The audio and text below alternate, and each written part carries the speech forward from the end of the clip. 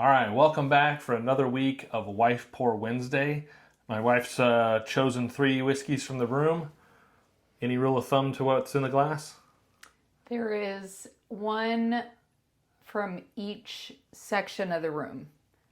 So one bourbon and or whiskey from the left, one from the right, and one from the shelves behind you. Okay, one from back here, one from over there, and one from over here. Okay, cool. Let's dive into it and see what she found this week for tasting. So, as always, we'll start on the right with Glass A, nose, all 3, and then we'll come back and do our tasting.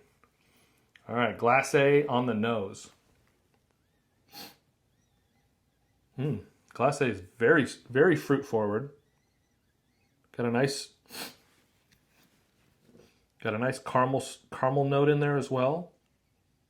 Almost a little bit of a fresh popcorn buttery type note as well. Interesting. I like Glass A's. Caramel corn? Maybe. Yeah, like not super caramely, like a light on the caramel. Not overpowering caramel corn. Not that Christmas bucket corn. So an organic. Whatever that is. I can't say I've never had. I feel like they have less flavors. I've never had, probably, yes, the vegan Yes. caramel corn, if that's a thing. All right, Glass B. No offense to vegans. Okay. Oh, what is that?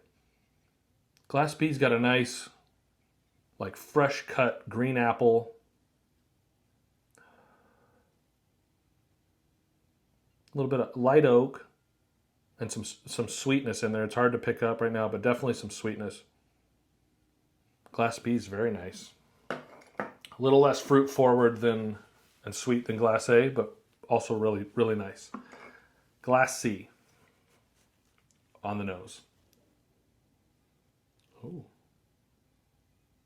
This is more like a rich toffee, maybe even slightly leathery. So warmer. Type note. Yeah, it feels a little more like bourbon-y, dusty. Christmas by the fire. Not Christmas. No, Christmas is like spicy, like spices, mulled cider, things like that in my mind. But this is just more, a little bit more oak, a little bit of char in there as well. But very nice. All right, let's taste these things. All right, Glass A on the palate. Very nice Glass A.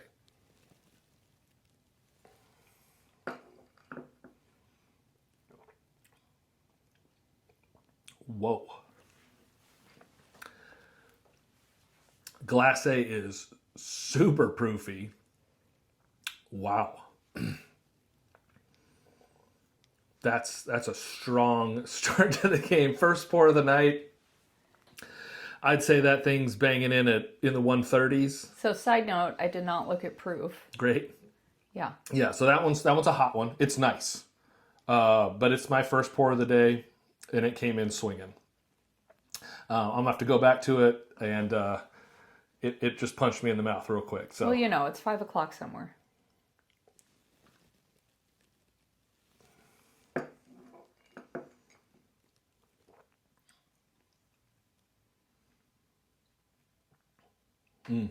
It's nice, though. Is it fruity at the taste? It's less fruity. It's got a little more spice, a little more oak on it. Definitely has some sweetness. I wouldn't say it's like a caramel bomb or toffee or butterscotch bomb or anything like that, but hints of those things. Interesting. That's a strong pour. I have no clue what that is, but very strong. Let's try Glass B. See what we're working with. Hopefully not an 80 proofer. It'll taste like water.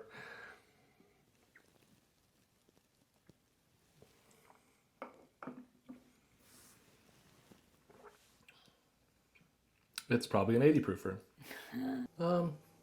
Glass B's got a little more like a little bit of a grassy note to it. A little bit of oak, not a ton of sweetness. The nose was way sweeter than the palate. That green apple, I don't get that. Compared to A, whatever A is, B is much less remarkable. It's fine. I'm sure it's an okay bourbon. Just drinking it right after Glass A. It's just not holding its own. Noted. So, let's try Glass C and see what you found for Glass C.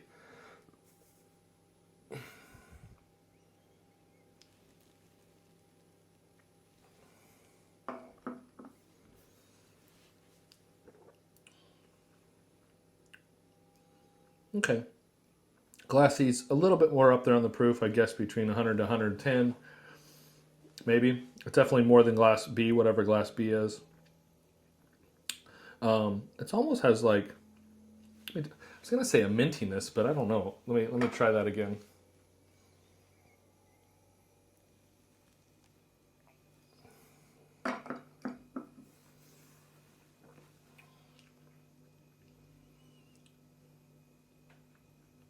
A little bit of fruit in there. Maybe some raspberry. Some oak.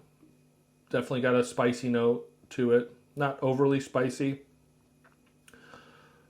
Medium to longer finish, I would say, on Glass C. So my guess is A, B, C. A, C, B. A, C, B. Yeah, I think right now that's probably where we're landing. I'm going to come back to B real quick and see if it's going to be in third place. Note to future self, match the proof. Yeah, you don't have to match proofs. Well, I feel like this poor middle guy is not getting the Not getting the shine. short end of the stick. Yeah, who knows? It just depends on what you're going. If you're just going anything, if you get closer on the proof, it makes it more equal sometimes. But this is also one way to weed out a low proofer. So let's try Glass B now that we've breathed for a moment.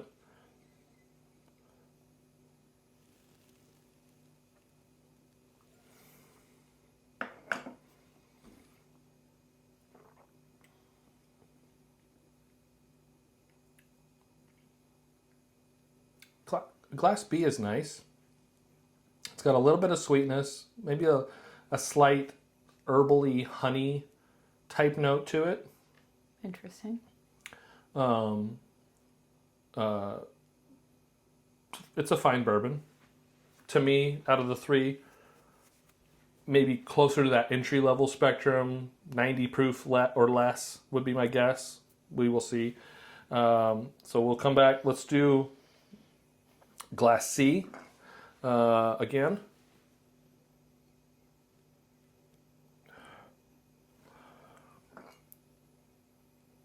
Glass A's nose is kicking Glass C's nose ass right now.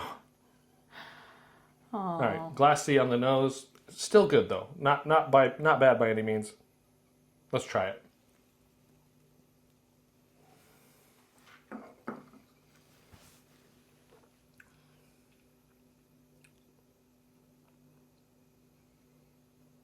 Okay, Glass C's fine. It's got a little bit of spice to it.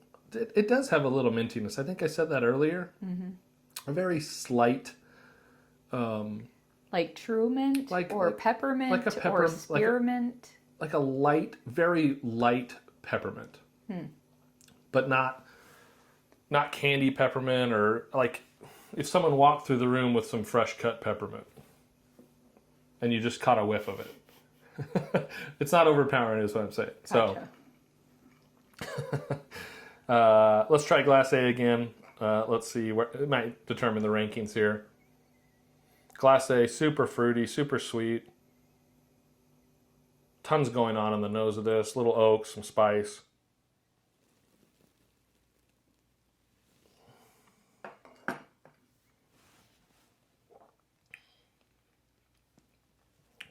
All the flavor.